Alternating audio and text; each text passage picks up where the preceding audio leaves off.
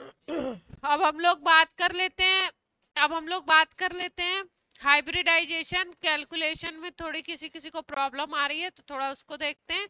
फिर आज एक नई थ्योरी पढ़ते हैं, VSEPR theory, valence shell electron pair repulsion theory, क्या कहती है, कहाँ पे सक्सेस है कहाँ पे फेल है, वो सारी बातें करते हैं। तो पहला बात कर रहे हैं कि हाइब्रिडाइजेशन कैलकुलेशन किसमें कैसे पता लगाएं, ये बात हो रही थी ना, कैसे पता लगाना है। तो क्या बताया था मैंने आपको, क्या रूल बताया था आपको कि अगर कोई आपका मॉलिक्यूल है तो मॉलिक्यूल में आप देख लीजिए कि साइड एटम्स कितने हैं। मतलब साइड एटम का मतलब सेंट्रल एटम के अराउंड कितने एटम अटैच हैं, ठीक है। जितने भी एटम्स अटैच हों वो देख लीजिए और प्लस लोन पेयर कर दीजिए, ठीक है। एक ये रूल है। और दूसरा एक ये रूल है कि आप क्या करो, आप बॉन्ड पेयर निकाल लो और लोन पेयर निकाल लो, और बॉन्ड पेयर में भी आप सिग्मा बॉन्ड का नंबर निकाल लो। किसका नंबर निकाल लो, सिग्मा बॉन्ड का नंबर निकाल लो और लोन पेयर निकाल लो। ये निकाल लेते हो आप, इससे क्या निकल आता है, आपका एक नंबर आता है जिसको हम बोलते हैं Z। क्या बोलते हैं इसको, Z। इस Z के थ्रू हम लोग हाइब्रिडाइजेशन को डिसाइड कर लेते हैं। Z अगर आपका आता है 2 तो हाइब्रिडाइजेशन sp, Z आता है 3 तो हाइब्रिडाइजेशन sp2, Z अगर 4 आ जाता है, हाँ नौकर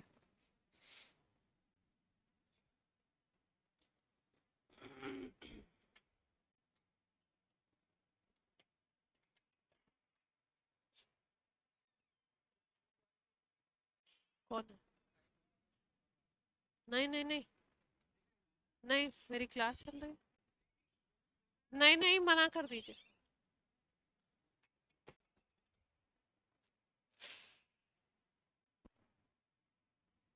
रिकॉर्डिंग चल रही है।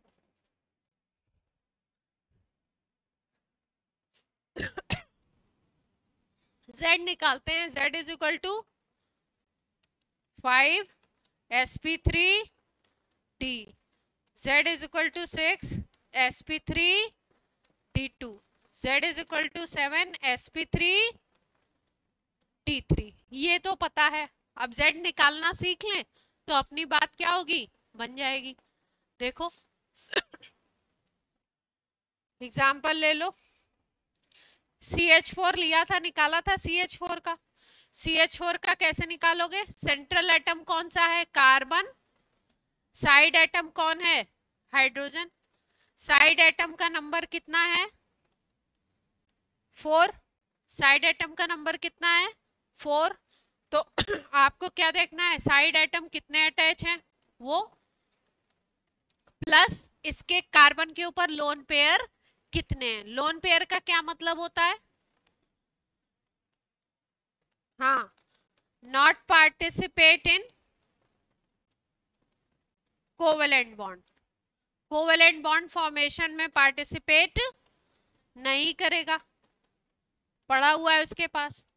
अब ये जो कार्बन है अगर ध्यान से देखो तो कार्बन के पास क्या होता है, आउटर शेल में 4 ही इलेक्ट्रॉन होते हैं, क्योंकि कार्बन का एटॉमिक नंबर होता है 6, आउटर शेल में 4 इलेक्ट्रॉन है। और 4 हाइड्रोजन से अगर इसने बॉन्ड बना लिए, हाइड्रोजन हमेशा सिंगल बॉन्ड बनाता है, तो इसका मतलब चारों हाइड्रोजन से एक एक बॉन्ड बनाने में इसने अपना एक एक यूज कर लिया, तो लोन पेयर तो इसके पास होने वाले नहीं। तो LP क्या आ जाएगा इसके पास, 0 होगा। तो 4 + 0 इज इक्वल टू क्या आ जाएगा, 4। और इसके अकॉर्डिंग अगर हम हाइब्रिडाइजेशन देखें तो क्या बन जाएगा, sp3, ठीक है। अब जैसे मान लो हमारे पास आ जाता है H2O आ गया, ठीक है, H2O में निकालना है। तो H2O में क्या देखें, सेंट्रल एटम ये है ऑक्सीजन, हाइड्रोजन कैसे जुड़ेगा, सिंगल बॉन्ड से जुड़ेगा, आपको पता है हाइड्रोजन हमेशा किससे जुड़ता है? सिंगल बॉन्ड से। साइड एटम ये हो गए, तो साइड एटम का नंबर कितना हो गया? 2। 2 हाइड्रोजन है जो क्या है, साइड एटम की तरह काम कर रहे हैं, 2। और लोन पेयर देख लेते हैं, लोन पेयर कितने हो सकते हैं? लोन पेयर के लिए क्या देखना होता है कि ऑक्सीजन के बाहर की तरफ इलेक्ट्रॉन हैं कितने? 6 इलेक्ट्रॉन है बाहर की तरफ।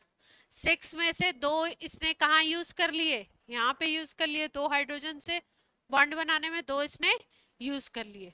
जब 2 इसने यूज कर लिए तो इसके पास कितने इलेक्ट्रॉन बचेंगे जो पार्टिसिपेट नहीं करेंगे? 4 बच जाएंगे। उन्हीं 4 को हम क्या बोलेंगे? Lone pair.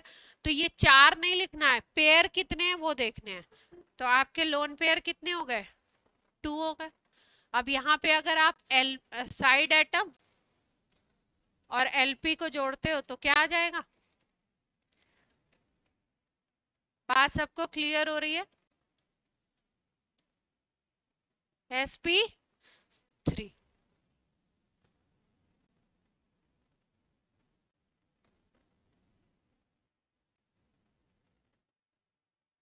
sp3।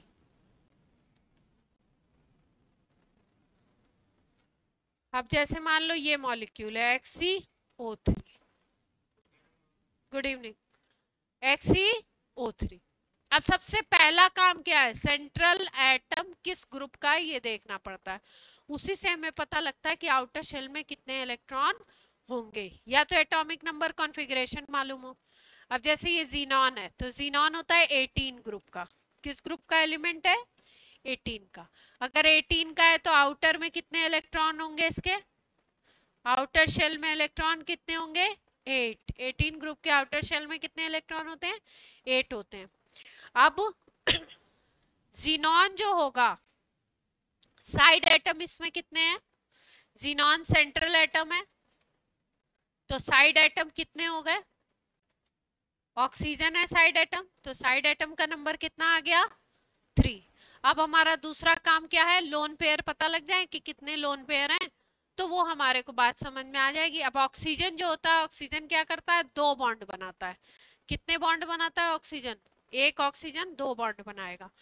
तो यहाँ पे 3 ऑक्सीजन है तो 3 ऑक्सीजन कितने बॉन्ड बना लेंगे? टोटल 6 बॉन्ड बना लेंगे। अगर हम देखें केवल बॉन्ड देखो तो ये कितने बॉन्ड बना लेगा? 6 बॉन्ड बनाएगा, क्योंकि ऑक्सीजन का एटॉमिक नंबर कितना होता है? 8। इसको जरूरत कितने की होती है? 2 की जरूरत होती है, इसीलिए डबल बॉन्ड बनाता है। तो ये 2 बॉन्ड बना लेगा। तो अब जीनॉन के हमें क्या देखने हैं? Lone pair. तो यहाँ पे 2 इसने यूज कर लिए जीनॉन ने, यहाँ पे 2 यूज कर लिए, यहाँ पे भी क्या यूज कर लिए? 2 यूज कर लिए।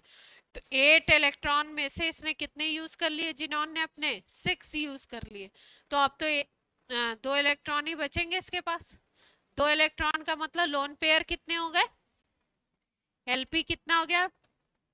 पेयर पेयर तो एक ही है, तो अब क्या आ गया? Z is equal to side atom plus LP.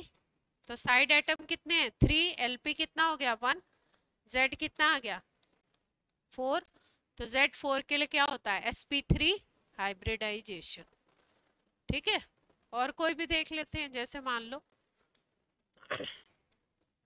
SO2 है, मान लो हमारे पास क्या है? SO2। SO2 के लिए क्या, कैसे देखें? सल्फर सेंट्रल एटम है इसमें। सल्फर कौन है? Central atom. साइड एटम कितने हो गए? कितने दिखाई दे रहे हैं साइड एटम? ऑक्सीजन 2 है तो साइड एटम तो 2 ही है। ठीक। अब ऑक्सीजन आपको पता है कितने बॉन्ड बनाएगा? एक ऑक्सीजन कितने बनाएगा? कैलकुलेट कैसे करना है? एक ऑक्सीजन 2 बनाएगा, तो 2 ऑक्सीजन है तो 4 बॉन्ड बनेंगे। 4 बॉन्ड का मतलब सल्फर के कितने इलेक्ट्रॉन यूज हो गए? 4 इलेक्ट्रॉन यूज हो गए। और सल्फर होता है 16 ग्रुप का, इसका एटॉमिक नंबर होता है 286। तो इसके लास्ट में कितने इलेक्ट्रॉन है? 6 हैं। 4 इसने यूज कर लिया ऑक्सीजन से बॉन्ड बनाने में, तो एक पेयर ही तो बचेगा इसके पास। कहानी क्या होगी? इसके पास एक पेयर ही बचने वाला है। 6 थे, एक ही बचने वाला है। तो साइड एटम का नंबर 2 था, एलपी का नंबर क्या हो गया? 1। तो टोटल क्या आ जाएगा, Z side atom plus LP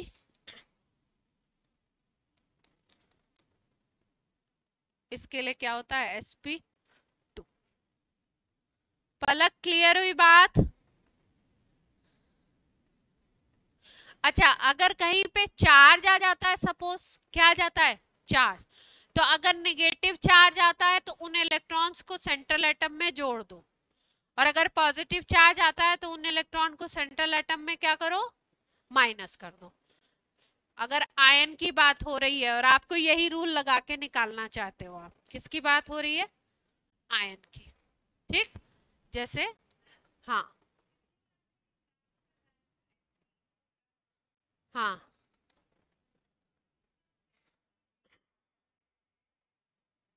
अभी बता देते इसी रूल से, ठीक। SO4-2 का भी बता रहे हैं, तो क्या करना है, अगर नेगेटिव चार्ज स्पीसीज है तो क्या बताया, जितने का चार्ज है उतने इलेक्ट्रॉन सेंट्रल एटम को दे दो। तो सल्फर के पास वैसे कितने होते हैं, स्ट्रक्चर भी बना के आप कर सकते हैं क्वेश्चन को, 6 होते हैं, 2 नेगेटिव चार्ज है, -2 चार्ज है, तो सेंट्रल एटम पे कितना दे दो इलेक्ट्रॉन, 2 इलेक्ट्रॉन और दे दो आप, तो 2 इलेक्ट्रॉन और दे दो, दे दिया भाई। ऑक्सीजन कितने जोड़ने हैं, 4 जोड़ने हैं, एक ऑक्सीजन कितने बॉन्ड बनाएगा, 4 ऑक्सीजन जोड़ने हैं, एक ऑक्सीजन ने कितने बॉन्ड बना लिए, 2 बॉन्ड बना लिए। तो इसका मतलब जो सल्फर के पास 8 इलेक्ट्रॉन हुए थे, 6 थे और 2 माइनस का चार्ज, 8 जो इलेक्ट्रॉन थे उनका क्या हो गया, सारे के सारे यूज हो गए। तो सारे के सारे यूज हो गए तो LP होगा 0, LP तो 0 हो गया, LP 0 हो गया। और साइड एटम कितने थे, साइड एटम थे आपके 4, तो आपका Z क्या आ गया, sp। यहां तक की बात क्लियर है? भूवी, वेरोनिका, पलक, सब लोग जो भी है, नेम NH4+। अब इस रूल से निकाल के बताओ जरा, आप बताओ, कोशिश करो Z निकालो, सब लोग निकालेंगे, NH4+।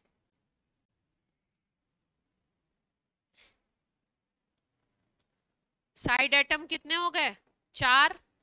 पॉजिटिव चार्ज होगा तो इलेक्ट्रॉन जितने हैं एक कम कर दो, +1 चार्ज है ना, तो सेंट्रल एटम पे जितने इलेक्ट्रॉन हो सकते हैं उससे एक कम बना दो, sp3। अच्छा, ऑनलाइन वालों का किसी का आंसर आया,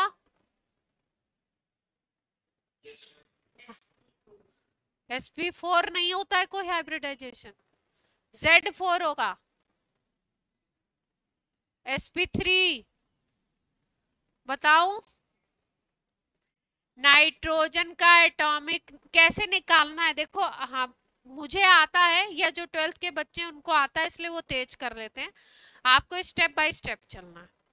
नाइट्रोजन का एटॉमिक नंबर होता है 7, तो लास्ट में कितने इलेक्ट्रॉन है, 5। एक पॉजिटिव चार्ज है तो एक इलेक्ट्रॉन कम कर दो, क्या करो, +1 चार्ज है तो क्या करो, 5 में से एक इलेक्ट्रॉन कम कर दो। कितने इलेक्ट्रॉन आपको नाइट्रोजन पे दिखाने हैं, 4 दिखा दो। नाइट्रोजन पे कितने इलेक्ट्रॉन दिखा दो, 4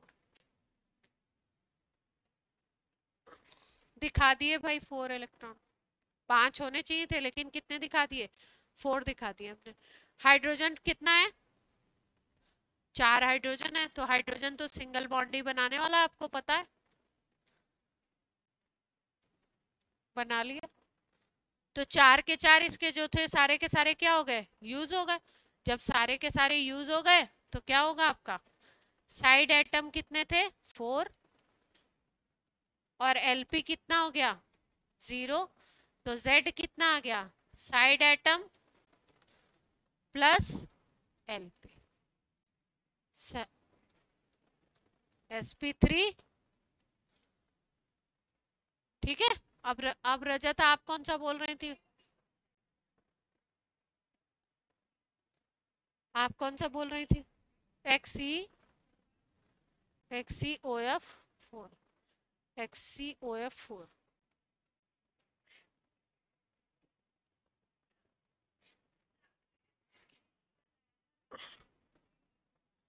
अच्छा, जिनॉन है, बोला था करेक्शन है। जिनॉन है तो कितने इलेक्ट्रॉन होने चाहिए? 8 इलेक्ट्रॉन होने चाहिए लास्ट में, आउटर शेल में। ठीक, चार्ज वार्ज कुछ है नहीं तो कोई चक्कर है नहीं, 8 इलेक्ट्रॉन दिखा दो सीधे सीधे। ऐसे स्ट्रक्चर से भी कर सकते हैं अपन। 8 इलेक्ट्रॉन दिखा दिए। Fluorine chlorine, fluorine chlorine bromine iodine hydrogen, ये सब सिंगल बॉन्ड बनाते हैं हमेशा। मतलब इनको कितना इलेक्ट्रॉन चाहिए? एक ही चाहिए। अगर ये साइड में है तो इनको कितने इलेक्ट्रॉन चाहिए? एक चाहिए। तो 4 फ्लोरीन लगा दें। ये स्ट्रक्चर नहीं है बेसिकली, ये हम हाइब्रिडाइजेशन निकालने के लिए ऐसे ही कोई स्ट्रक्चर बना रहे हैं। 4 F लगा दिए। ऑक्सीजन एक है तो ऑक्सीजन कितने से लगेगा? डबल बॉन्ड से लगेगा ना। ऑक्सीजन को तो डबल बॉन्ड बनाना है। अब इसके पास कितने इलेक्ट्रॉन बच गए? 2 इलेक्ट्रॉन बचे, मतलब Lp कितना हो गया इसके पास? 1 हो गया। साइड एटम कितने हैं इसमें? 4 तो फ्लोरीन है और 1 तो ऑक्सीजन है, तो कितना हो गया आपका? 5 हो गया साइड एटम, है ना। अब क्या आ गया? Lp plus side atom 5 plus 1 6, तो 6 के अकॉर्डिंग क्या आएगा? sp3, ये 4 हो गए D2। सही है, मैंने D बता दिया था और आप sp3 D2 आपके। अच्छा, कुछ गड़बड़, कुछ D बताया था लास्ट में, हो गया होगा कुछ मिस।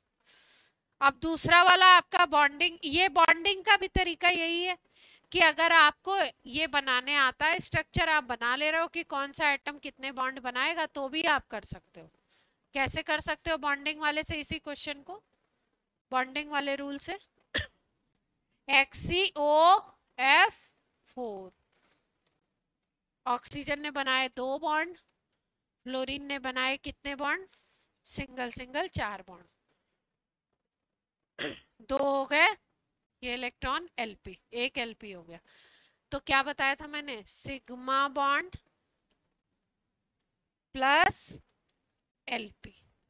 Z निकालने का तरीका, सिग्मा कितना होगा? 1 2 3 4, और यहाँ पे भी तो क्या होगा? सिग्मा होगा। ये एक सिग्मा एक पाई, पाई को गिनना नहीं है, किसको गिन लेना है?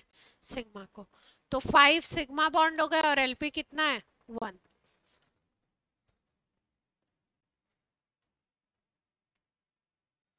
इस रूल से भी हो गया, है ना।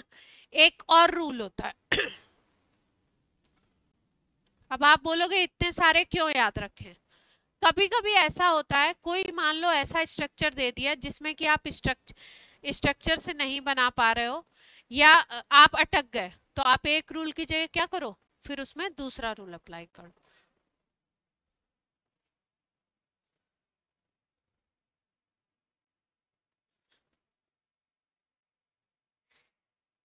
प्रांजलि क्लियर हो रहा है? अभी ऑनलाइन क्यों नहीं, ऑफलाइन क्यों नहीं आ रहे थे? हाँ, अच्छा कहीं गए थे। हो गया, हो। चलो भैया, एक रूल और है, उसमें क्या करते हैं हम लोग? जेड कैसे निकालते हैं?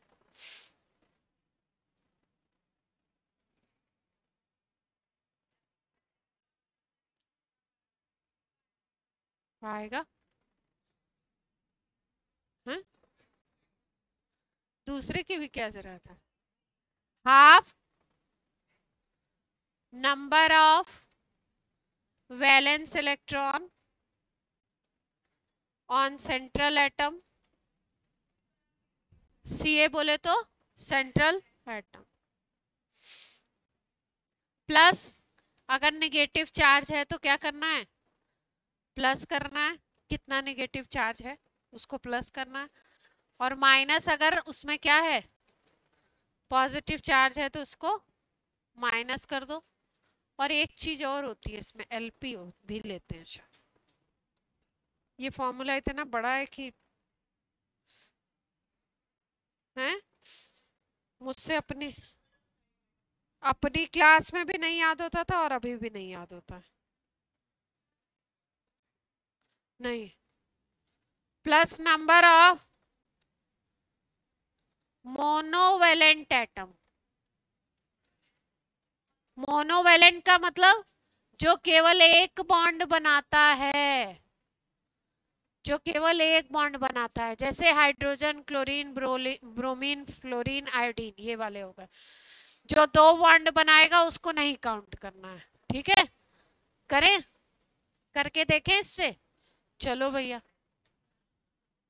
XCO3 में निकालते हैं, हाथ के हाथ निकालते हैं, निकालें। Z निकालना है हमको, हाफ पहले लगा दिया। Number of valence electron on central atom, xenon 18 group का है तो कितने वैलेंस इलेक्ट्रॉन होंगे, 8। ठीक है, फिर उसके बाद क्या है, नेगेटिव चार्ज को प्लस करना है, पॉजिटिव चार्ज को माइनस करना है। इसके ऊपर कोई चार्ज है नहीं, तो ना तो नेगेटिव चार्ज है ना पॉजिटिव चार्ज है, तो वो वाली बात क्या हो गई, जीरो हो गई, है ही नहीं। नंबर ऑफ मोनोवेलेंट एटम मतलब सेंट्रल एटम से कितने मोनोवेलेंट एटम अटैच है। यहाँ पे कोई मोनोवेलेंट दिख रहा है। ऑक्सीजन कैसा होता है, बाईवेलेंट, दो बॉन्ड बनाता है, बार बार बता रहे हैं।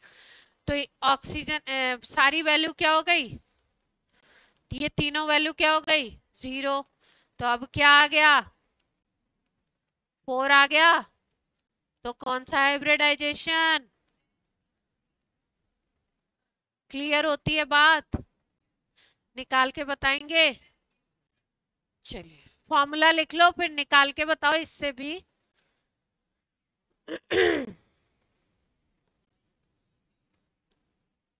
इजी है।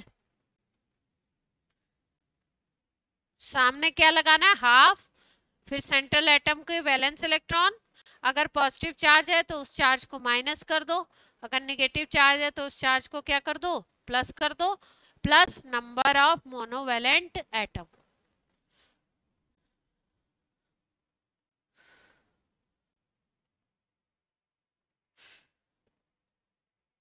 चलो लिखो, BRF5 में निकालो सब लोग, BRF5।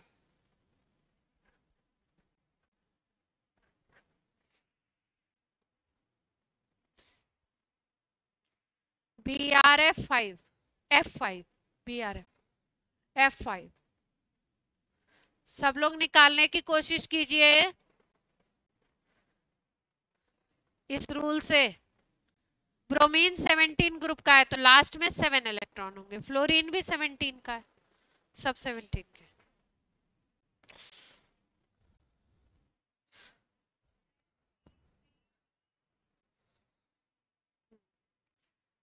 ऑनलाइन से आवाज आंसर लेट में आता है बहुत, नेटवर्क का कोई इशू रहता है क्या आंसर देने में, रजत? इतना मजाक उड़ाना अच्छी बात नहीं है। अभी कुछ देर अगर किसी ने बात दिल पे ले ली तो खटाखट आंसर निकाल के बताएगा। अभी अर्निम देखो बताता है, अर्निम जल्दी बताओ।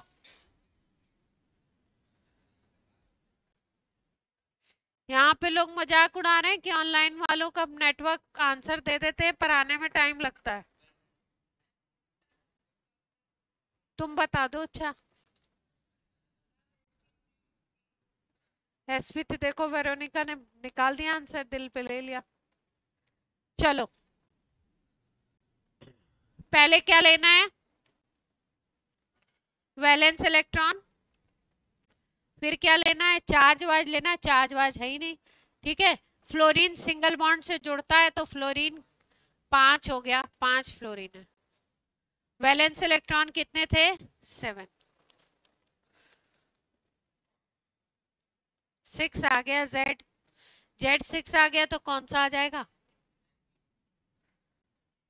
टोटल कितना आना चाहिए? 6 आना चाहिए, 2 ये 3। ठीक है, अब निकाल लेंगे पक्का।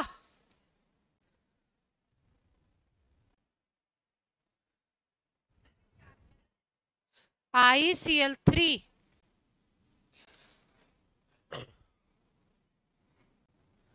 हाँ, एक मिनट, ICl3 तो होता ही नहीं है। ICl2 जो होता है वही तो पूछूं तो ज्यादा अच्छा है ना। कोई मॉलिक्यूल होता ही नहीं है, उसको पूछने से क्या मतलब है? एग्जिस्ट नहीं करता, ये एग्जिस्ट करता है।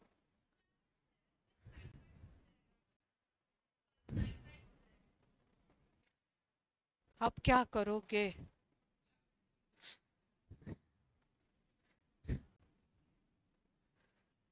अब कर लो। ICl2 माइनस, अब कर लो।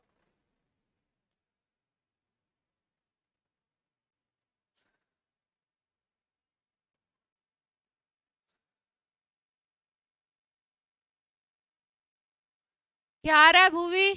नेटवर्क का कोई प्रॉब्लम है? भूवी बताओ।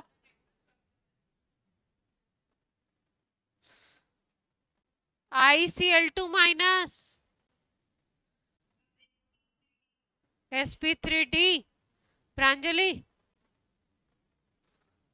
नहीं आ रहा, बताया जाए। Z निकालना है, हाफ आयोडीन 17 ग्रुप का है तो 7 इलेक्ट्रॉन होंगे लास्ट में। फिर क्या लेना है? निगेटिव चार्ज को प्लस करना होता है, प्लस कर दिया। फिर क्या लेना है? मोनोवेलेंट एटम कितने हैं? 2 क्लोरीन है साइड में, तो कितना आ गया? sp3d। क्या आ गया? 5 आ रहा है Z, तो sp3d। और ICl3 का निकालते तो क्या आता? निकालो। कैसे कैसे सेम आएगा? 7+3 हो जाएंगे। हाँ सही है, सही जा रहे हो तुम लोग। अब बता दो, अब बताओ तो जाने। I3 माइनस, एक I बीच में आएगा और दोस्त क्या हो जाएंगे? साइड एटम बन जाएंगे। sp बनाओ बनाओ।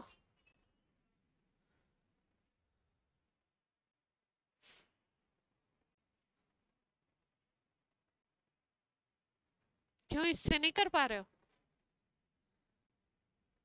किसी से भी कर लो, तुम्हारी मर्जी है, जिससे भी तुम्हें इजी लगता हो उससे कर लो, इसीलिए कई सारी चीजें सिखाई गई हैं। आ गया प्रांजलि? क्या आ रहा है?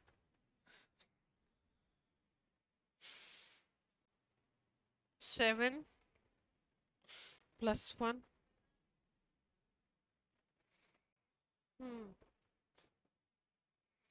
क्या आ रहा है? sp3d आ रहा है। तुम्हारा sp कैसे आ रहा था? I3 माइनस, तो सेंट्रल एटम एक I बन जाएगा और साइड एटम 2 I बन जाएंगे। और वैलेंस इलेक्ट्रॉन कितने हो जाएंगे?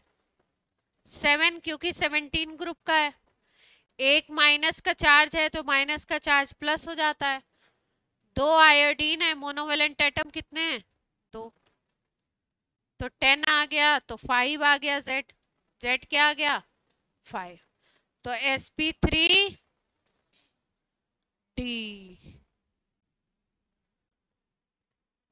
ठीक है, स्ट्रक्चर से करते तो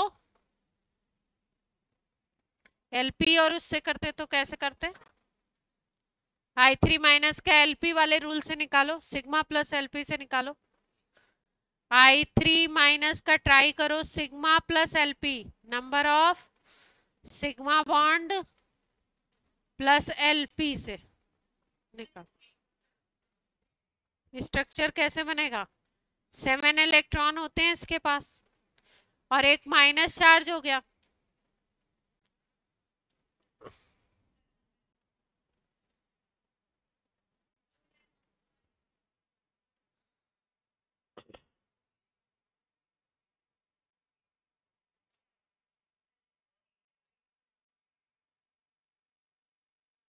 हो गए 8 इलेक्ट्रॉन दिखा दिए।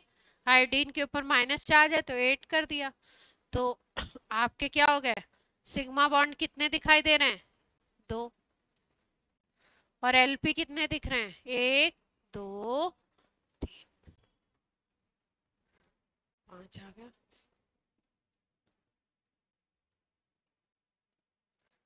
ठीक है, अब देखो हाइब्रिडाइजेशन पता लग गया। हाइब्रिडाइजेशन थ्योरी से हाइब्रिडाइजेशन हमने पता लगा लिया और हमने बोला कि हाइब्रिडाइजेशन अगर sp है तो लीनियर मॉलिक्यूल होना चाहिए, लीनियर ज्योमेट्री होनी चाहिए। अगर हाइब्रिडाइजेशन sp2 है तो ट्राइगोनल प्लेनर होना चाहिए, अगर sp3 है तो टेट्राहेड्रल होना चाहिए। sp3d ये डेटा याद करने पड़ेंगे कौन से हाइब्रिडाइजेशन की क्या ज्योमेट्री है। और अगर आपका sp3d है तो आपका क्या बनता था? Trigonal bipyramidal. sp3d2 में पहुंचते हैं हम लोग तो बन जाता है ऑक्टाहेड्रल। और सबसे लास्ट वाला हम लोग पढ़ते हैं sp3d3, उसमें नीचे बना दो पेंटागन, पेंटागोनल बाइपिरामिडल, 2 पिरामिड बना दो। ये ज्योमेट्री आती है। ठीक, फिर उसके बाद क्या हुआ? कई सारे मॉलिक्यूल्स ऐसे देखे गए जिनमें सेंट्रल एटम पे sp3 हाइब्रिडाइजेशन है और ज्योमेट्री कुछ और है। मतलब ज्योमेट्री तो यही है टेट्राहेड्रल, लेकिन उस मॉलिक्यूल का जो शेप देखा गया वो कुछ और आ रहा है। ज्योमेट्री अलग है और शेप उसका अलग है। ठीक है, तो उसके लिए क्या हुआ? एक थ्योरी आई जिसको हम लोग कहते हैं valence shell electron pair repulsion theory. Valence shell electron pair repulsion theory, VSEPR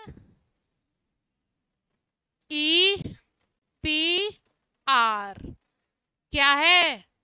valence shell electron pair repulsion theory. क्या है भाई? समझते हैं थोड़ा सा, है ना? आई क्यों आई? देखो, जैसे हमने देखा कि CH4 का मॉलिक्यूल लेते हैं तो CH4 का मॉलिक्यूल में कार्बन पे हाइब्रिडाइजेशन sp3 आता है। अमोनिया का मॉलिक्यूल लेते हैं NH3 का तो नाइट्रोजन का हाइब्रिडाइजेशन sp3 आता है। अगर वाटर का मॉलिक्यूल लेते हैं तो वाटर में ऑक्सीजन के ऊपर हाइब्रिडाइजेशन sp3 आता है। ठीक है, तो सबकी जो ज्योमेट्री आई वो तो टेट्राहेड्रल दिखी। इनकी भी यही थी टेट्राहेड्रल, इनकी भी टेट्राहेड्रल ज्योमेट्री थी। अभी ज्योमेट्री और शेप में अंतर समझाएंगे, है ना? ज्योमेट्री इनकी भी टेट्राहेड्रल थी और ज्योमेट्री इनकी भी क्या थी? टेट्राहेड्रल। लेकिन ऐसा देखा गया कि जो CH4 था उसका शेप टेट्राहेड्रल है। शेप भी क्या है इसका? टेट्राहेड्रल। तो इसमें ज्योमेट्री और शेप क्या था? सेम टू सेम था, टेट्राहेड्रल। NH3 में ऐसा देखा गया कि ज्योमेट्री तो टेट्राहेड्रल है लेकिन मॉलिक्यूल का जो शेप आता है वो आता है पिरामिडल। वाटर में देखा गया कि वाटर के मॉलिक्यूल की ज्योमेट्री तो टेट्राहेड्रल है लेकिन शेप आया V शेप।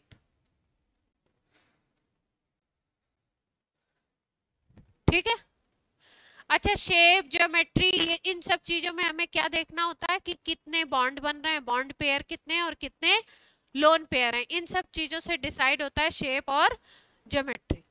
तो इसके लिए क्या चीज आई? बोला गया कि भाई अगर आपको बात करनी है किसकी, ज्योमेट्री की, ज्योमेट्री की अगर बात करनी है मॉलिक्यूल की, तो आपको देखना है हाइब्रिडाइजेशन, या आपको देखना है Z। इससे आपको पता चल जाएगा कि आपका ज्योमेट्री कौन सी है। मतलब जो रूल बताया आपको उनके अकॉर्डिंग हो जाएगा कि Z2 है तो SP, Z3 है तो SP2, Z4 है तो SP3। इस तरीके से जो आपको बताए वही ज्योमेट्री हो जाएगी और उसके अकॉर्डिंग आपका क्या हो जाएगा, हाइब्रिडाइजेशन। ठीक है। उसके बाद बात की गई कि अगर आप मॉलिक्यूल के शेप की बात करना चाहते हो, किसकी बात करना चाहते हो, शेप की बात करना चाहते हो।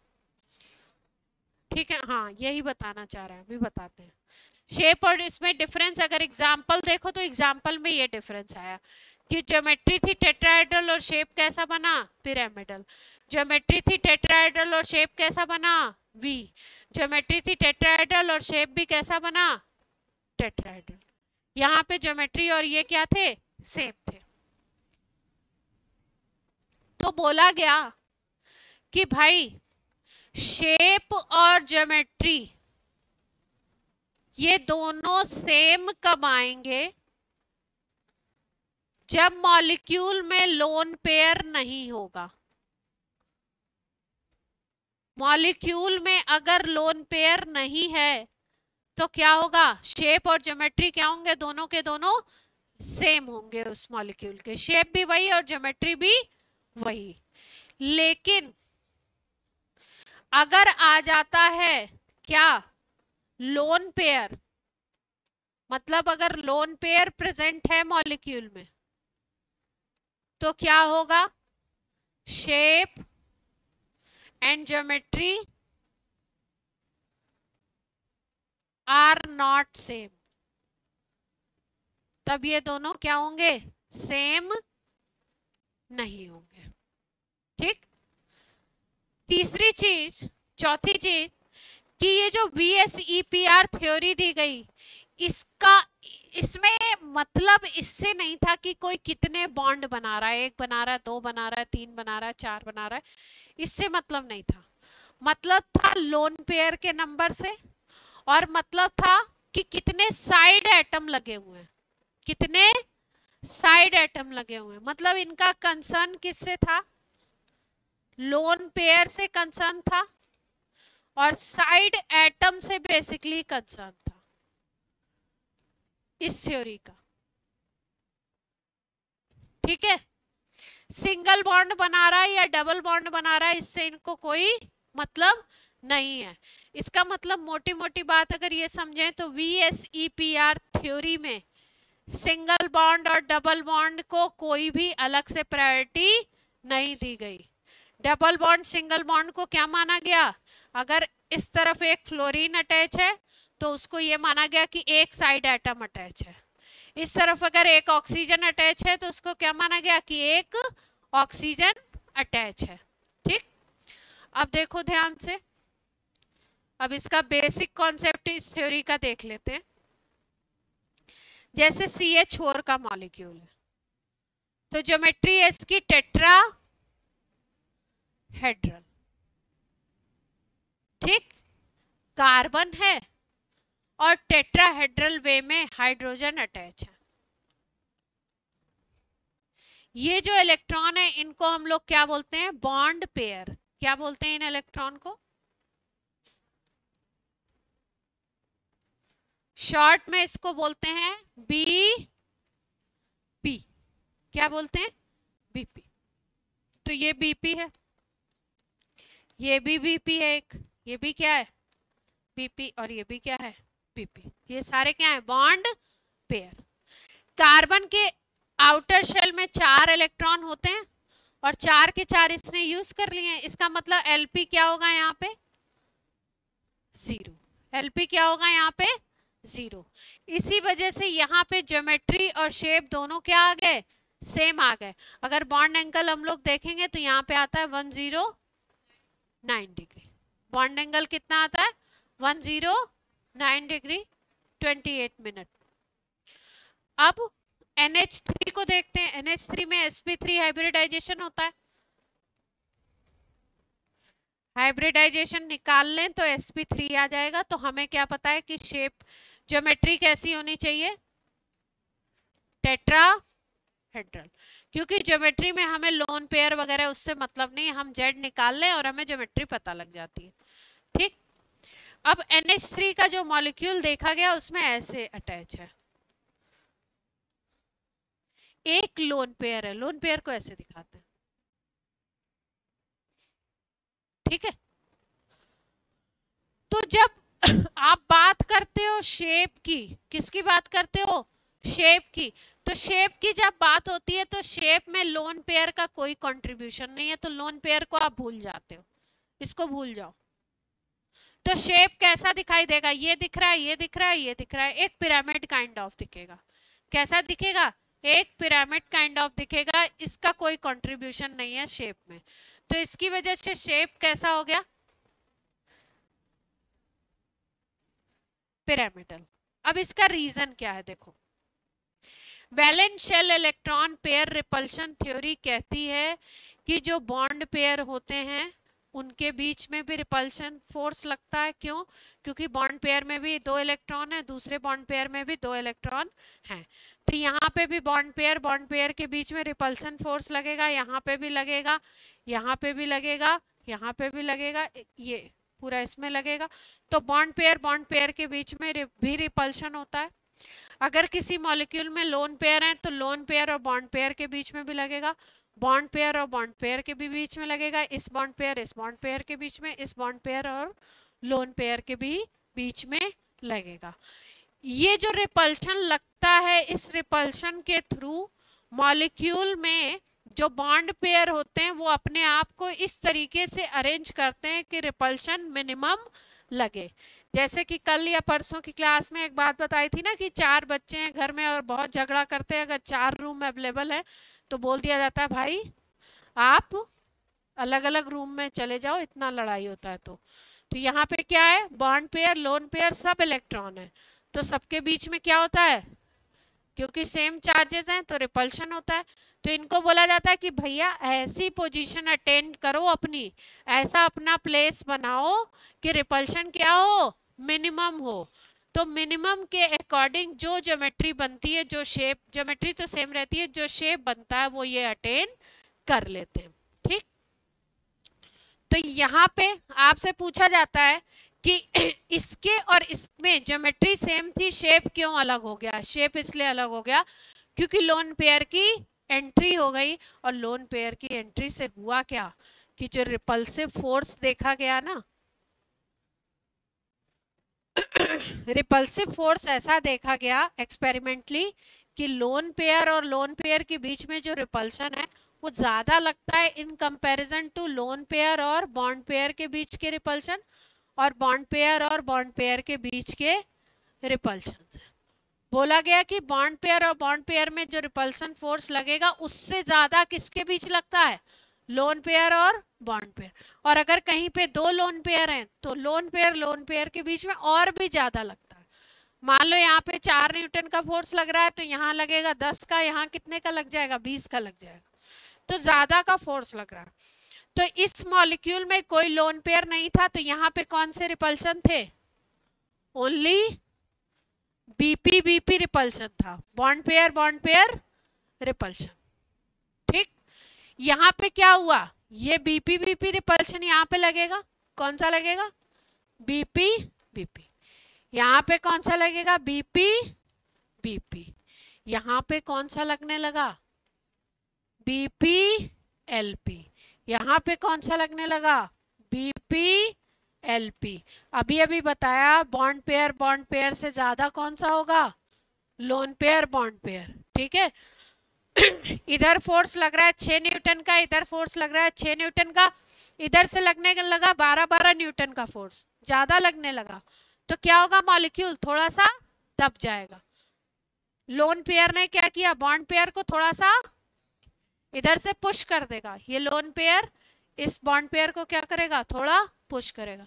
ये लोन पेयर इस बॉन्ड पेयर को क्या करेगा, थोड़ा पुश कर देगा, क्योंकि इधर से फोर्स ज्यादा लग रहा है, इनके बीच में फोर्स कम है कंपैरेटिवली। तो इसकी वजह से क्या होता है कि इसके शेप और इसके शेप में क्या आता है, डिफरेंस आता है। अगर हम लोग देखें टेट्राहेड्रल ज्योमेट्री के हिसाब से तो बॉन्ड एंगल 109 डिग्री का होना चाहिए था, लेकिन ये वाला जो एंगल बनेगा ये थोड़ा सा 109 से बढ़ जाता है, और ये जो एंगल आता है ये एंगल थोड़ा सा 109 से कम हो जाता है। ठीक है, अलग पिक्चर में समझाते हैं इसको। देखो अमोनिया मॉलिक्यूल को ध्यान से समझो, बहुत इंपॉर्टेंट है। एक समझ आ गया तो बाकी भी क्या होंगे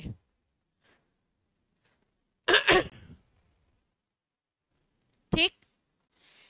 यहाँ पे कौन सा रिपल्सिव फोर्स लगेगा, बीपी बीपी। बीपी बीपी का मतलब ये बॉन्ड पेयर ये बॉन्ड पेयर, यहाँ पे भी बीपी बीपी, यहाँ पे ये बॉन्ड पेयर और ये क्या हो गया, लोन पेयर। तो इनके बीच में रिपल्शन कौन सा लगेगा, बीपी एलपी। यहाँ पे भी यही पोजीशन है, बीपी एलपी। अब valence shell electron pair repulsion theory कहती है कि बीपी एलपी के बीच का फोर्स जो होगा, रिपल्सिव फोर्स, वो क्या होगा, ज्यादा होगा बीपी और बीपी के बीच का। इसकी वजह से क्या होगा, due to this LP pushes down BP. LP जो होगा वो बीपी को क्या करेगा, नीचे की तरफ पुश करेगा, जिसकी वजह से बीपी और बीपी के बीच का एंगल छोटा हो जाएगा, which should be 109 degree, but it is actually जो रिपोर्टेड है वो 107 डिग्री। अमोनिया में कितना रिपोर्टेड है, ये 107 डिग्री। ठीक है, मतलब सोचो कितना फोर्स है कि एंगल को क्या कर दिया, 107 डिग्री कर दिया। तो एटम और मॉलिक्यूल में 2 डिग्री बहुत होता है। ठीक है, तो इसमें क्या आ गया आपका, बॉन्ड एंगल में चेंज आ गया, और शेप भी क्या हो गया, चेंज हो गया, क्योंकि शेप में हमको लोन पेयर को काउंट ही नहीं करना है। तो पहले जो शेप टेट्राहेड्रल बन रहा था वो कैसा बनेगा, ये 3 ही काउंट करने हैं हमको, तो पिरामिडल शेप बन जाता है। शेप कैसा हो गया इसका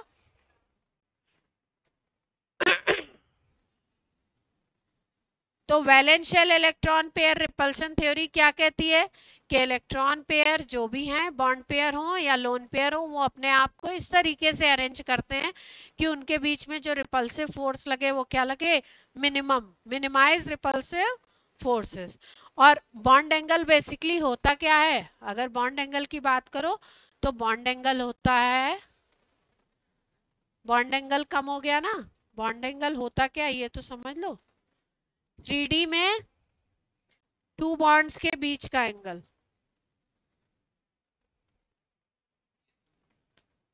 एंगल बिटवीन 2 बॉन्ड्स। जैसे ये एक बॉन्ड है ना और ये एक बॉन्ड है, इसके बीच जो एंगल होगा उसको क्या बोलोगे, बॉन्ड एंगल। इसको बॉन्ड एंगल नहीं बोलते, इसको bond angle, bond angle, angle हाँ, लेंथ ये होती है इसके सेंटर एटम से इसके न्यूक्लियस से इसके न्यूक्लियस की डिस्टेंस, वो बॉन्ड लेंथ होती है।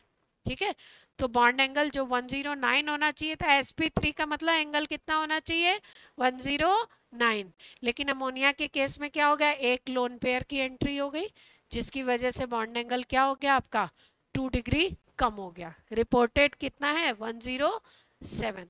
अब देखो वाटर में, हाँ बताते हैं, देखो अगला केस देखो, अगले में 2 लोन पेयर आ जाएंगे। अगला एग्जांपल किसका देख रहे हैं हम लोग, H2O का। H2O का जब मॉलिक्यूल बनता है तो इस तरीके से, ऑक्सीजन सेंटर एटम है ऑक्सीजन के पास 6 इलेक्ट्रॉन होते हैं, तो 2 तो इसने यहाँ यूज कर लिए। अब क्या होंगे यहाँ पे, 2 इसके पास क्या होंगे, Lp।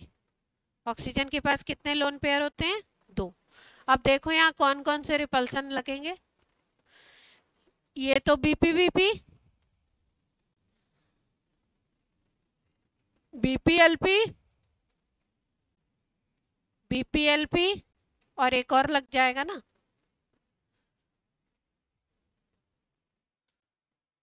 अब ये पुश करेगा इधर से, फिर ये पुश करेगा इसको, ये पुश करेगा इसको, तो क्या होगा, फाइनल रिजल्टेंट देखा गया कि और भी कम हो गया angle. 2 bond pair, 2 lone pair आ गए तो एंगल को और कम कर दिया इन्होंने, और इसको पुश कर दिया और दबा दिया। तो यहाँ पे रिपोर्टेड कितना है, 105, 5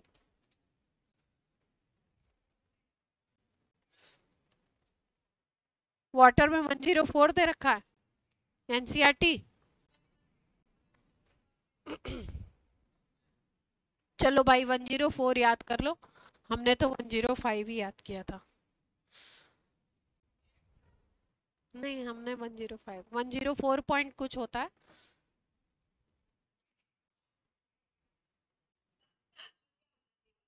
क्या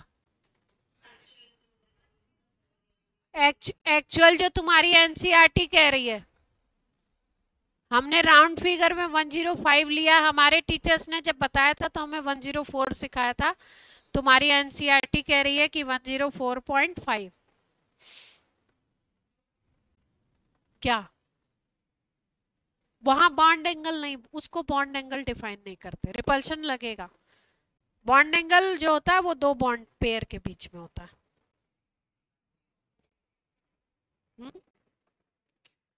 याद करो भाई, तुम एनसीईआरटी का डेटा याद करो। एनसीईआरटी में कितना दिया है,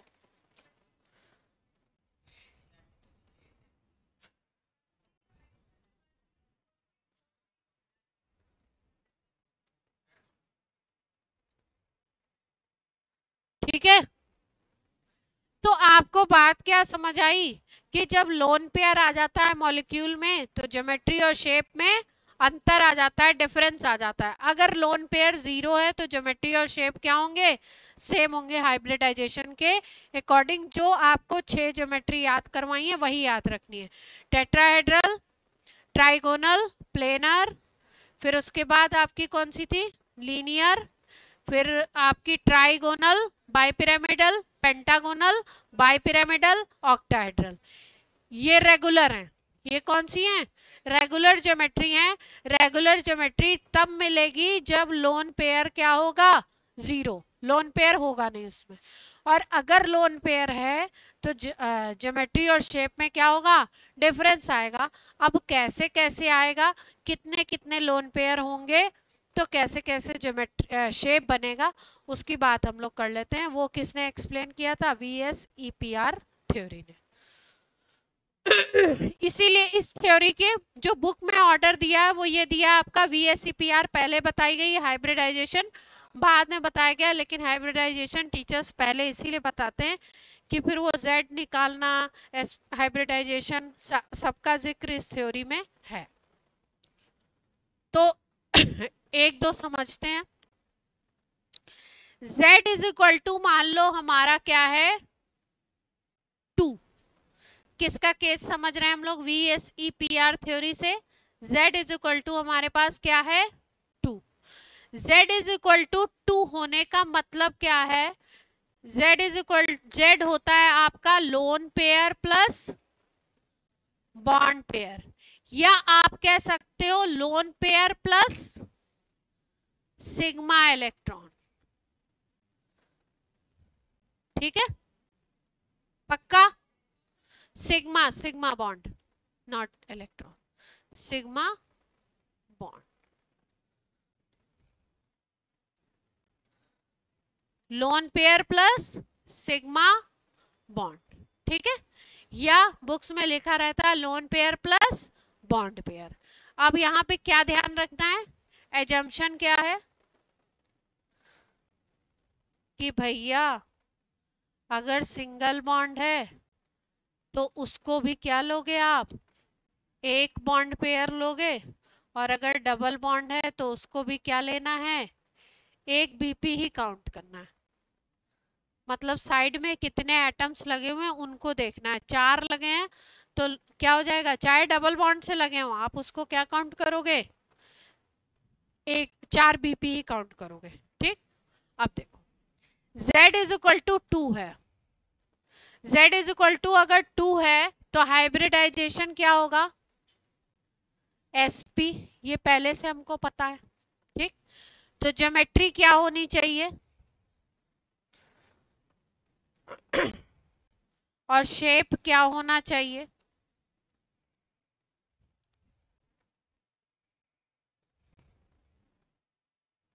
Z इज इक्वल टू 2 है तो ज्योमेट्री तो डेफिनेटली क्या होगी आपकी, लीनियर। कैसी ज्योमेट्री होगी, लीनियर होगी। ठीक है, और शेप कैसा होगा, लीनियर। ठीक है, अब Z इज इक्वल टू 2 दो कंडीशंस में आपको मिल सकता है। कैसे कैसे,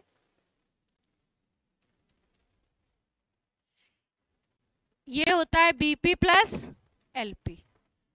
बीपी मान लो हो जाए 2 और एलपी हो जाए 0, तो इस केस में भी तो आपको मिल सकता है Z इज इक्वल टू 2।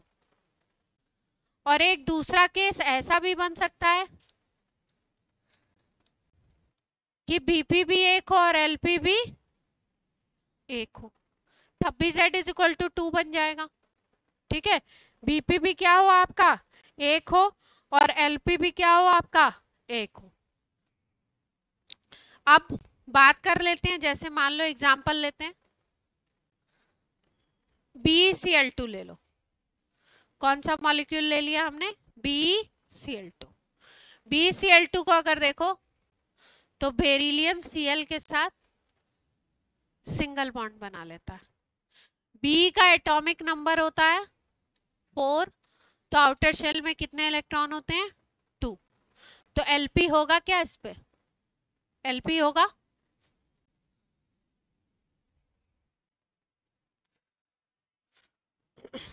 कैसे, 2 इलेक्ट्रॉन थे इसके पास, 2 के 2 बॉन्ड बना लिए, सामने ही तो दिख रहा है, तो लोन पेयर होगा क्या, लोन पेयर तो है ही नहीं। तो इसका मतलब जितने इसने सिग्मा बॉन्ड बनाए उसी को हम क्या कहते हैं, बीपी। तो यहाँ पे बीपी कितना हो गया 2, और लोन पेयर है ही नहीं, तो एलपी क्या हो गया 0। तो Z इज इक्वल टू यहाँ पे 2 आ जाएगा, बीपी प्लस एलपी, यस और नो। अब LP इज इक्वल टू 0 है, इसका मतलब जो ज्योमेट्री होगी वही क्या होगा, शेप होगा, सेम टू सेम। तो Z इज इक्वल टू 2 के लिए हाइब्रिडाइजेशन SP, और ज्योमेट्री और शेप दोनों क्या हो जाएंगे इस केस में, दोनों के दोनों क्या हो जाएंगे, सेम। मतलब ज्योमेट्री भी हो गई लीनियर और शेप भी क्या हो गया, लीनियर। क्लियर होती है बात।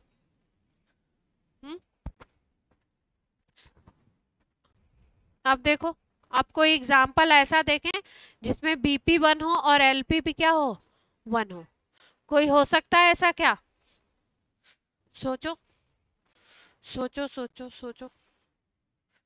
बॉन्ड पेयर 1 हो और LP भी 1 हो, ये किसका फोन है, ऑफ कर दो।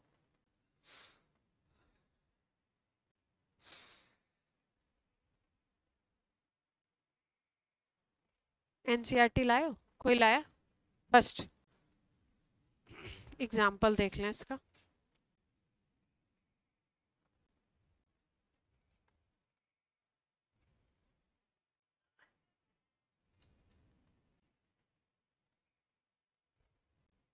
साइलेंट पे करो, साइलेंट पे करो।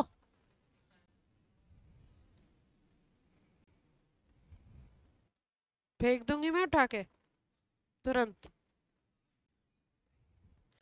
फोन को 4 बार फेंक चुकी हूँ, ये देखो इसकी हालत।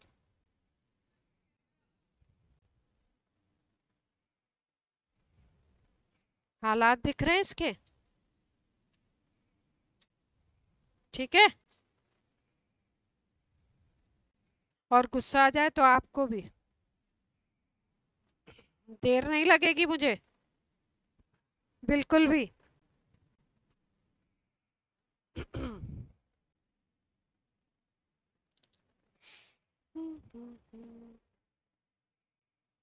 VSCPR कहाँ दिया है भाई? दे रखा है ये।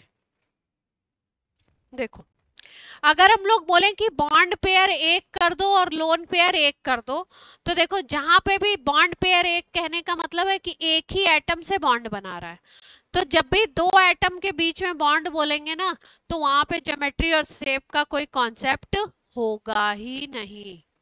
मतलब अगर कोई मॉलिक्यूल है A2 या AB, A2 या AB, तो इसके लिए ज्योमेट्री और शेप का कोई कॉन्सेप्ट नहीं है।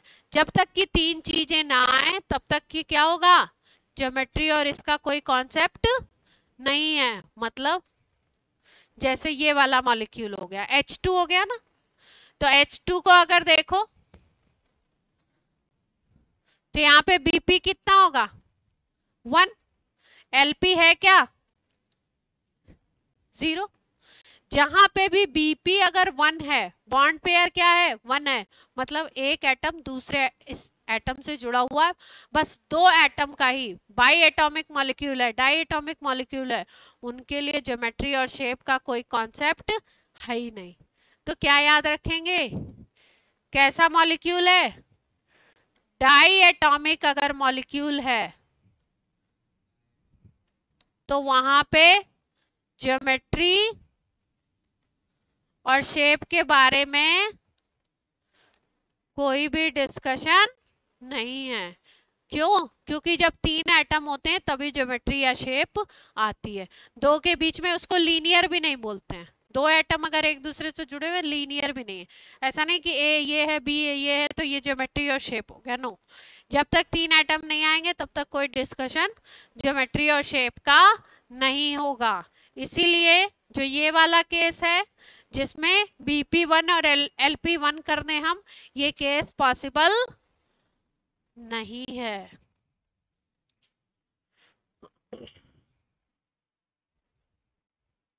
ठीक है, तो Z इज इक्वल टू 2 का समझ गए हम। Z इज इक्वल टू 2 में कौन सा एग्जाम्पल हमने पढ़ा? BCl2। अब Z इज इक्वल टू 3 ले लो। कौन सा लेना चाहते हैं हम? Z is equal to 3। अब Z इज इक्वल टू 3 अगर आप लेते हो तो Z इज इक्वल टू 3 में हाइब्रिडाइजेशन कौन सा होगा? sp2। ठीक है, अगर ज्योमेट्री की बात करो तो कौन सी होगी? Trigonal planar. कैसी होती है ट्राइगोनल प्लेनर? कुछ दिमाग में है?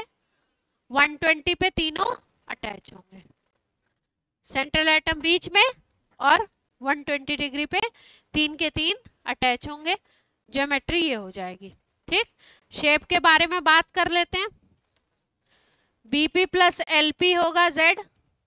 अगर BP इज इक्वल टू 3 है और LP इज इक्वल टू 0 है, तो यहाँ पे LP 0 है। अगर कोई केस ऐसा मिलता है कि लोन पेयर है ही नहीं, तो कौन सा शेप आएगा? तो शेप भी क्या हो जाएगा? सेम टू सेम हो जाएगा, ट्राइगोनल प्लेनर। ठीक है, लेकिन जहां पे LP आ जाएगा इसमें, वहां पे शेप क्या हो जाएगा? डिफरेंट। तो उसका एग्जाम्पल भी करते हैं और इसका एग्जाम्पल भी करते हैं। BP is equal to 3, LP is equal to 0, Z is equal to 3। इसका क्या करना है हमको? एग्जाम्पल देख लेते हैं। ठीक है, BF3 ले लेते हैं। कौन सा एग्जाम्पल है इसका? बोरॉन किससे अटैच है? 3 फ्लोरीन से अटैच है। फ्लोरीन आपको पता है मोनोवेलेंट है, मतलब एक बॉन्ड बनाएगा सिंगल। तो बोरॉन के लास्ट में इलेक्ट्रॉन होते हैं 3, 3 के 3 इलेक्ट्रॉन इसने यूज कर लिए, तो Lp होगा, बॉन्ड पेयर कितने दिख रहे हैं, 1 2 3, तो ये केस हो गया ये वाला, ठीक है। तो इसमें ज्योमेट्री और शेप दोनों क्या होंगे, सेम होंगे, जहां Lp0 वहां पे ज्योमेट्री और शेप दोनों सेम, और Z इज इक्वल टू 3 में हाइब्रिडाइजेशन sp2, तो ज्योमेट्री को G लिख दूं और शेप को S लिख दूं, ये दोनों क्या बन जाएंगे आपके, ट्राइगोनल प्लेनर। क्लियर है बात, पक्का। अब Z इज इक्वल टू 3 में दूसरा केस देखो,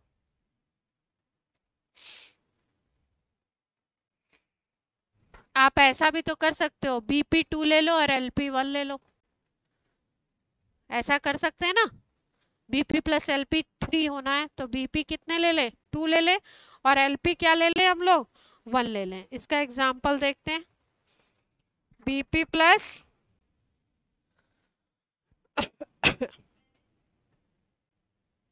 बताइए बताइए,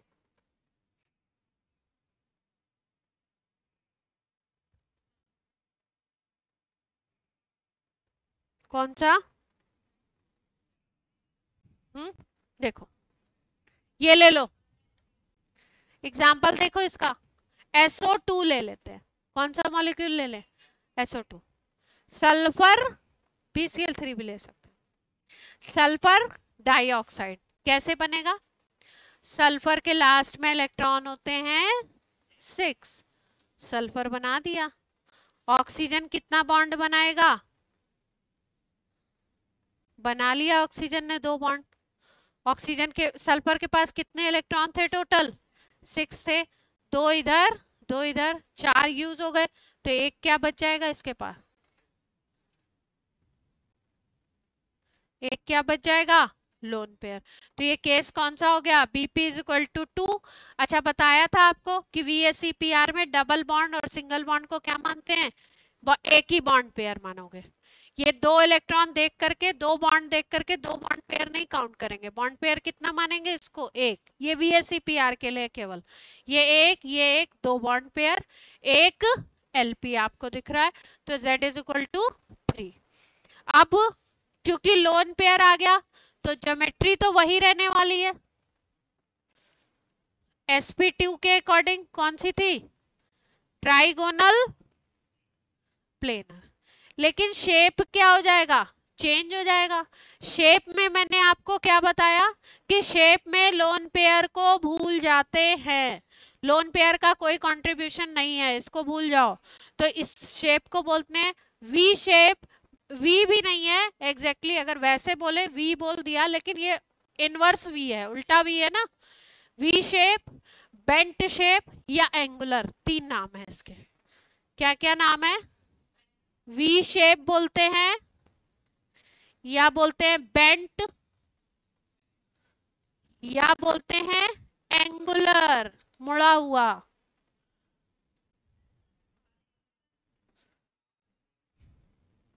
समझ गए क्या, अब तुम नया नहीं बनाओ, जो बना के गए साइंटिस्ट वही पढ़ना पड़ेगा, वी शेप, बेंट शेप, या इसी को क्या बोलते हैं, एंगुलर, ठीक है। अब इस केस में उल्टा हो सकता है क्या, Bp1 कर दो और Lp2 कर दो, अभी अभी मैंने बताया था Bp1 का कोई कॉन्सेप्ट नहीं है, Bp1 का कोई कॉन्सेप्ट नहीं, Bp1 का मतलब 2 एटम की बात कर रहा हूं और कोई बन सकता है, नहीं बन सकता, जब 3 करना है टोटल तो ये 1 या ये 2 कर लो, ठीक है, या पहला वाला कौन सा किया था, 3 और 0 कर लिया था, और कोई तो बन ही नहीं सकता।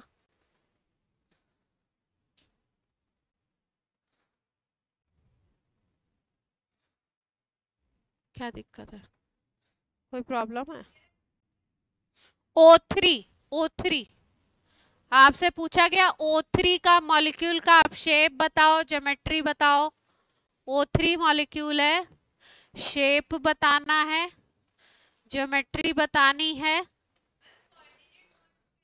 और हाइब्रिडाइजेशन बताना है। हाँ, उससे क्या दिक्कत आ रही है? अच्छा, सिग्मा पाई से निकाल रही हो, साइड एटम से निकाल लो ना। हाँ, ज्योमेट्री sp3 की हाइब्रिडाइजेशन है।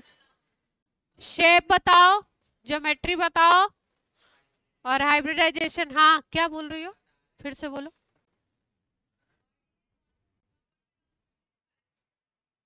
एक सिग्मा, डबल बॉन्ड मान लो उसको। पानी नहीं है यहाँ पे आज।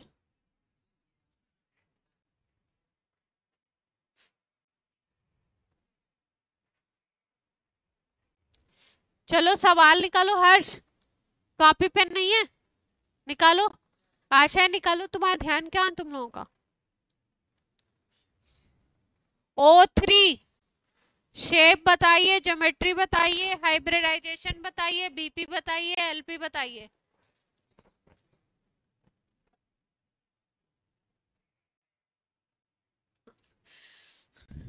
नालायकियत वाली बात होती है और कुछ नहीं हो।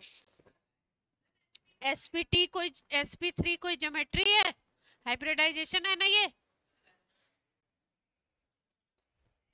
टेट्राहेड्रल। हाँ चलो निकालो सब लोग, मुझे नहीं पता आंसर, निकालो। ये पूछा गया है जेई में।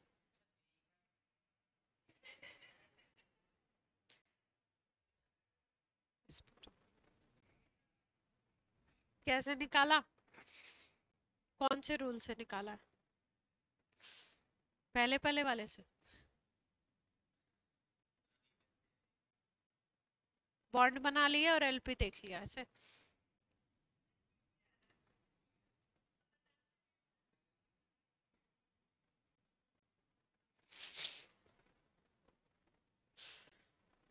हाँ बताइए, ऑनलाइन सिस्टम, अर्नेम, पलक, तुम्हारा आ गया, दांत दिखा रहे हो तो निकालो। कुछ नहीं लिखता है वो, एक पेज खोल के बस बैठा रहता है।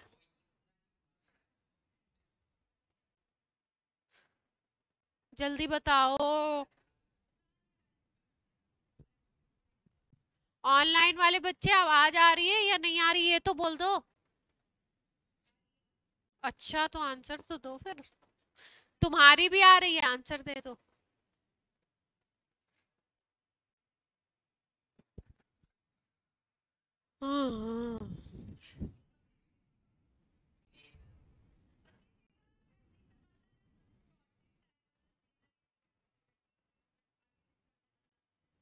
नहीं पता होता है तुम्हें?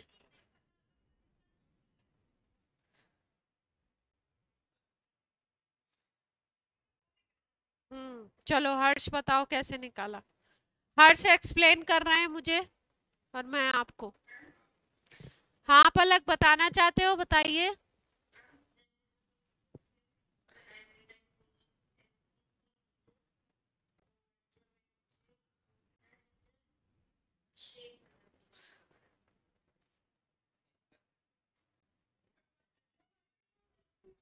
सुनो बच्चा सुनो, सुनिए। अगर ऑक्सीजन एक बीच में लोगे और दो साइड एटम लोगे ना, तो इतना बड़ा वाला हाइब्रिडाइजेशन नहीं आता है पलक। हाँ, इतना बड़ा वाला हाइब्रिडाइजेशन नहीं आएगा छोटे छोटे मॉलिक्यूल में, समझ गए क्या? जिसमें दो ही एटम साइड में लगे हैं।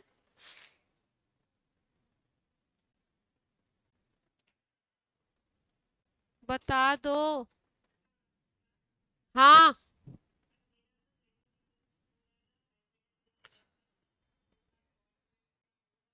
sp3 आ रहा है। अच्छा हाँ, चलो रजत बताओ, चलो कैसे पता, एक्सप्लेन करो मुझे। हाँ,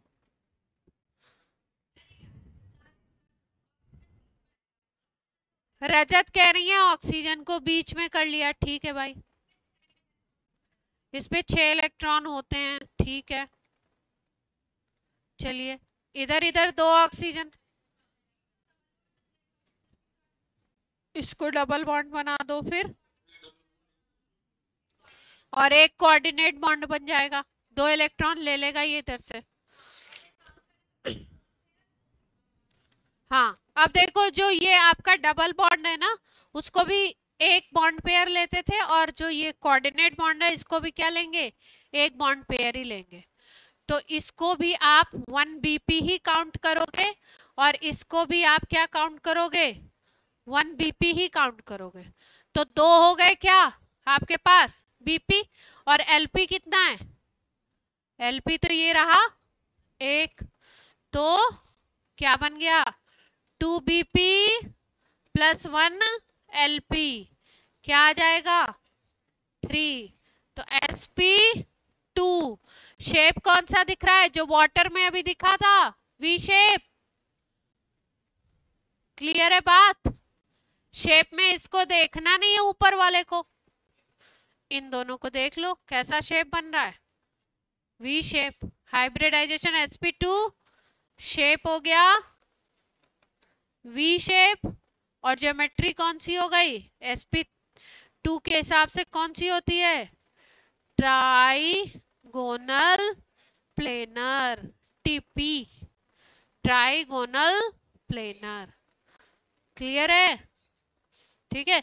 स्ट्रक्चर से नहीं बनता तो और भी तो 2-3 रूल बता दिए ना आपको, तो कहाँ दिक्कत आ रही, साइड एटम वाले से कर लेते, उससे भी नहीं हुआ क्या, आशा ने तो साइड एटम वाले से निकाला है, साइड एटम वाले रूल से निकालोगे तो क्या होगा, क्या बताया था आशा साइड एटम वाला रूल, बोलो आशा। साइड एटम वाला रूल कौन सा था, साइड एटम 2 हैं प्लस प्लस एक लोन पेयर हो गया,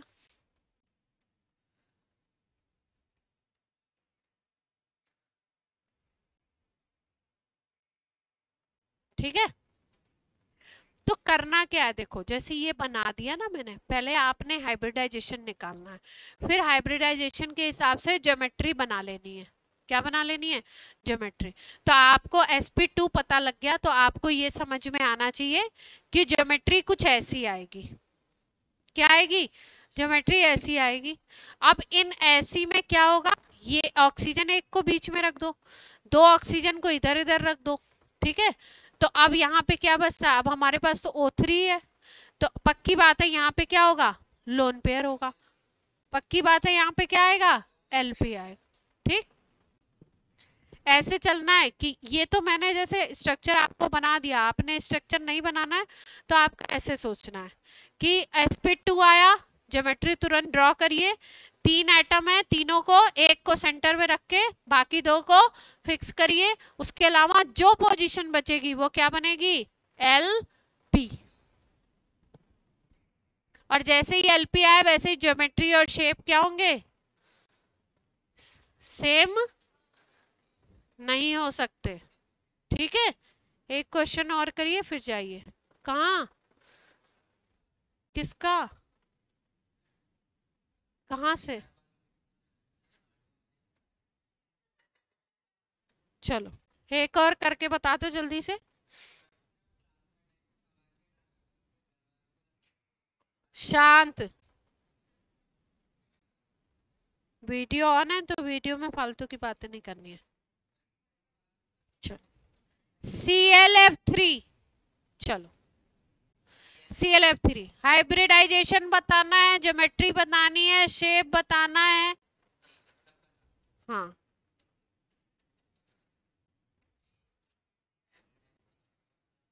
सब लोग ट्राई करो, बीपी एलपी सब बताना है। sp3d। सब लोग निकालो। शेप ज्योमेट्री हम बताएंगे।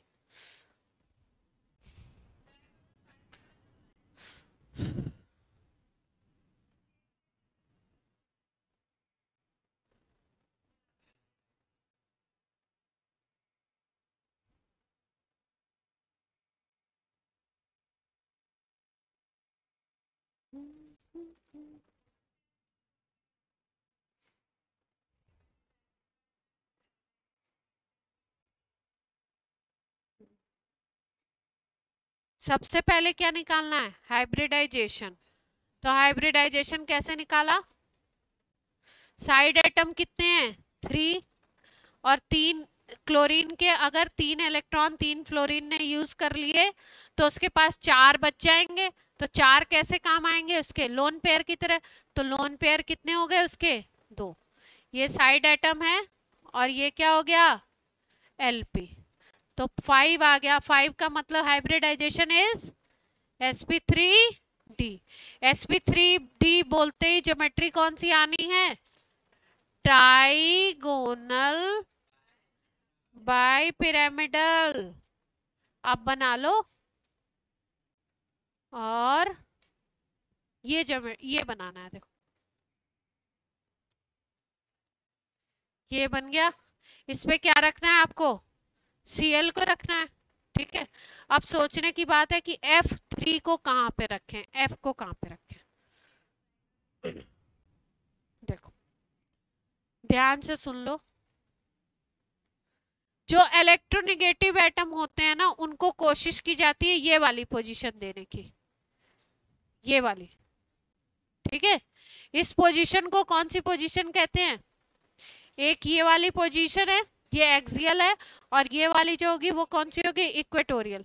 इस पोजीशन पे रखना है इलेक्ट्रोनेगेटिव एटम को। मतलब वो दोनों ज्यादा से ज्यादा डिस्टेंस में हो। अगर आप ऐसे रखते हो तो उनके बीच में डिस्टेंस कम होगा, ट्रायंगल के शेप पे रखते हो तो। और ऐसे रखते हो अपोजिट में तो क्या होगा? अपोजिट में अगर रखते हो तो क्या होगा? इस तरीके से आपका रिपल्शन कम लगेगा। तो क्या करना है आपको? Cl के साथ 3 फ्लोरीन लगाने हैं ना, तो एक फ्लोरीन यहाँ रख दो और एक फ्लोरीन। अब 2 ये पोजीशन खत्म, तो ये पोजीशन पे तो अब तीसरा फ्लोरीन आ नहीं सकता है, तो एक को इधर रख दो। और Lp कहाँ पे आ जाएंगे? शेप में Lp का कोई लेना देना नहीं है। तो ये शेप कुछ ऐसा दिख रहा है, देखो अगर, तो इसको बोलते हैं टी शेप। अब टी दिख तो नहीं रहा है, पर कहते हैं क्या, ऐसे घुमा देंगे तो क्या हो जाएगा?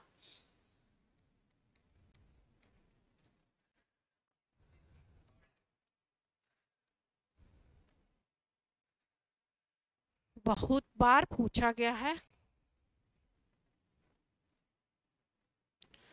चलिए बाय बाय। ClF3 बहुत बार पूछा गया।